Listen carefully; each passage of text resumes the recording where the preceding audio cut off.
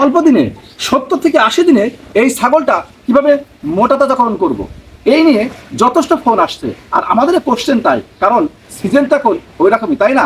আসেন আমরা আজকে জেনে নিই কিভাবে 70 থেকে 80 দিনে আমরা এই ছাগলটাকে কাঙ্ক্ষিত মাত্রার ডেভেলপ করব। সম্মানিত খামারি ভাইরা, আসসালামু আলাইকুম। যে যেখান থেকে দেখছেন সবাইকে শুভেচ্ছা এবং অভিনন্দন। আসলে জ্ঞান আমাদেরকে নতুন পথের সন্ধান দেয়। জ্ঞানের মাধ্যমেই কিন্তু আমরা নতুন নতুন পথে পাড়ি দিতে পারি। আমরা অনেক সমস্যা নিজেরাই সমাধান করতে পারি। ঠিক তেমনই পশুপালনের ক্ষেত্রে একটি মোটা তাজাকরণ। যদি আমরা এই মোটা তাজাকরণের সঠিক নিয়ম বা পদ্ধতি আমরা জানতে পারি, তাহলে বাড়ি বসেই এই কাজটি করতে পারি। যাক, আমরা মূল আলোচনায় আসি।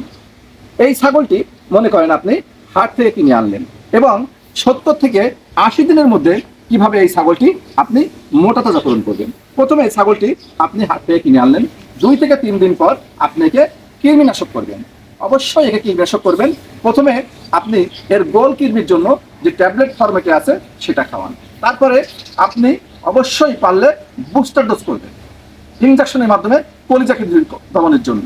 তারপরে আপনি এই ছাগলটিকে লিভার টনিক এবং জিঙ্কের সাপোর্ট দেন।